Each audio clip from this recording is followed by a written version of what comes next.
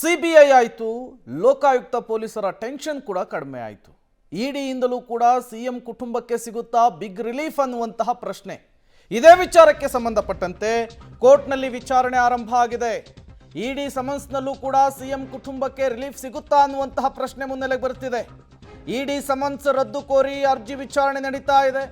ಧಾರವಾಡದ ಹೈಕೋರ್ಟ್ನ ಏಕಸದಸ್ಯ ಪೀಠದಲ್ಲಿ ವಿಚಾರಣೆಯನ್ನು ಕೈಗೆತ್ತಿಕೊಳ್ಳಲಾಗಿದೆ.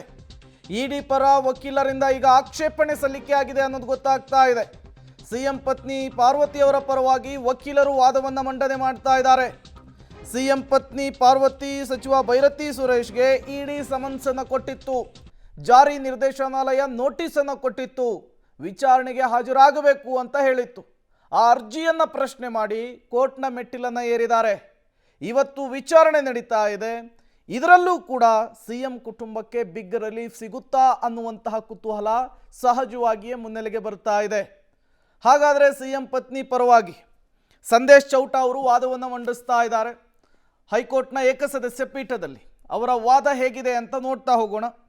ಪಾರ್ವತಿ ಅವರು ಸೈಟ್ನಿಂದ ಲಾಭಾಂಶವನ್ನು ಪಡೆದೇ ಇಲ್ಲ ಅಂಥೇಳಿ ಈ ಅಂಶವನ್ನು ಕೋರ್ಟ್ ಮಾಡಿ ವಾದವನ್ನು ಮಂಡಿಸ್ತಾ ಇದ್ದಾರೆ. ಸೈಟನ್ನು ಹಿಂತಿರುಗಿಸುವಂತಹ ಸಂದರ್ಭದಲ್ಲಿ ಇಡಿ ಹೇಗೆ ದೂರನ್ನು ದಾಖಲಿಸುತ್ತೆ ಅಂಥೇಳಿ ಪ್ರಶ್ನೆ ಮಾಡಿದ್ದಾರೆ. ಇದಕ್ಕೂ ಮುನ್ನ ಪ್ರೆಡಿಕ್ಟ್ ಅಪರಾಧದ ತನಿಖೆ ಆಗಬೇಕಲ್ವಾ ಅನ್ನುವಂತಹ ಅಂಶವನ್ನು ಕೂಡ ಚೌಟಾ ಅವರು ಕೋರ್ಟ್ ಮಾಡಿ ಕೋರ್ಟ್ನ ಗಮನ ಸೆಳೆಯುವಂತಹ ಕೆಲಸವನ್ನು ಮಾಡ್ತಾ ಇದ್ದಾರೆ.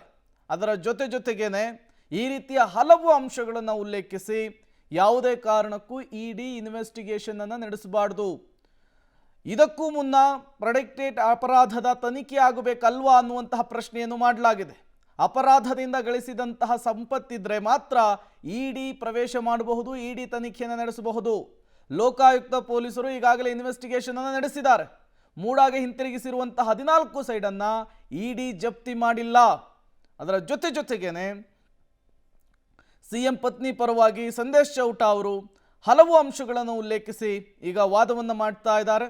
ತನಿಖೆಯಲ್ಲಿ ಅಕ್ರಮ ಕಂಡು ಬಂದಿಲ್ಲ ಅಂಥೇಳಿ ವರದಿಯನ್ನು ಸಲ್ಲಿಸಿದ್ದಾರೆ. ಮೂಡ 14 ಸೈಟುಗಳನ್ನು ಪಾರ್ವತಿಯವರು ವಾಪಸ್ ಕೊಟ್ಟಿದ್ದಾರೆ. 2024 ಅಕ್ಟೋಬರ್ 1ರಂದು 14 ನಿವೇಶನ ಮೂಡಾಗೆ ಹಿಂತಿರುಗಿಸುವಂತಹ ಕೆಲಸ ಆಗಿದೆ. ಅದೇ ದಿನ ಜಾರಿ ನಿರ್ದೇಶನಾಲಯ ಅಂದರೆ ಇಡಿ ಪ್ರಕರಣವನ್ನು ದಾಖಲಿಸಿಕೊಂಡಿದೆ. ಪಾರ್ವತಿಯವರು ಸೈಟ್ನಿಂದ ಯಾವುದೇ ರೀತಿಯ ಲಾಭಾಂಶವನ್ನು ಪಡೆದೇ ಇಲ್ಲ.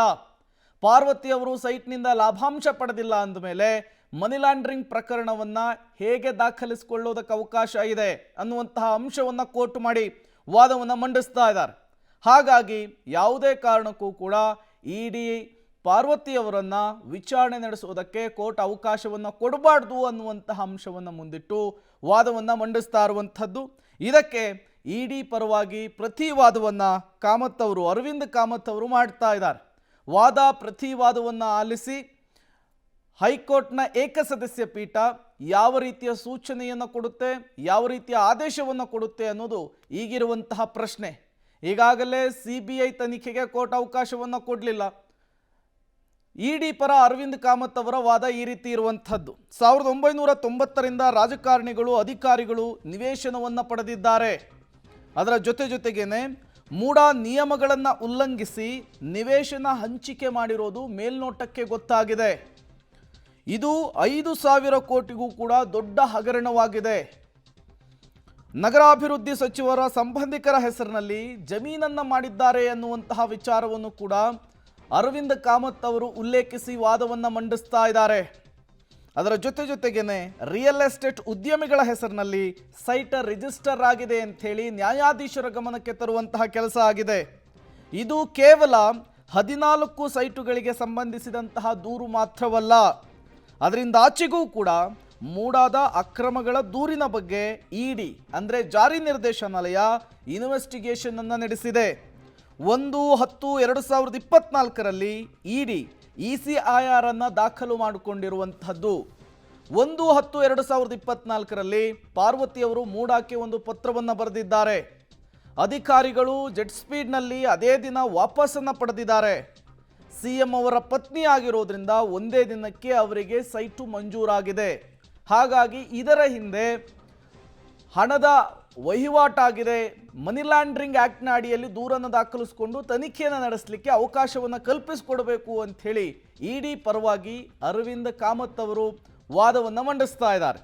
ಒಂದು ಕಡೆ ಸಂದೇಶ್ ಚೌಟ ಸಿಎಂ ಪತ್ನಿ ಪಾರ್ವತಿಯವರ ಪರವಾಗಿ, ಮತ್ತೊಂದು ಕಡೆ ಅರವಿಂದ್ ಕಾಮತ್ ಅವರು ಇಡಿ ಪರವಾಗಿ ವಾದವನ್ನು ಮಾಡಿರುವಂಥದ್ದು. ವಾದ ಪ್ರತಿವಾದವನ್ನು ಆಲಿಸಿದಂತಹ ಧಾರವಾಡ ಹೈಕೋರ್ಟ್ನ ಏಕಸದಸ್ಯ ಪೀಠ ಇವತ್ತೇನೆ ಆದೇಶವನ್ನು ಹೊರಡಿಸುತ್ತಾ ಅಥವಾ ಸೂಚನೆ ಅಥವಾ ಆದೇಶವನ್ನು ಕಾಯ್ದಿರಿಸುತ್ತಾ ಆ ಆದೇಶ ಸಿಎಂ ಸಿದ್ದರಾಮಯ್ಯನವರಿಗೆ ಮತ್ತೊಂದು ಬಿಗ್ ರಿಲೀಫ್ ಕೊಡುತ್ತಾ ಅನ್ನೋದು ಈಗಿರುವಂತಹ ಪ್ರಶ್ನೆ.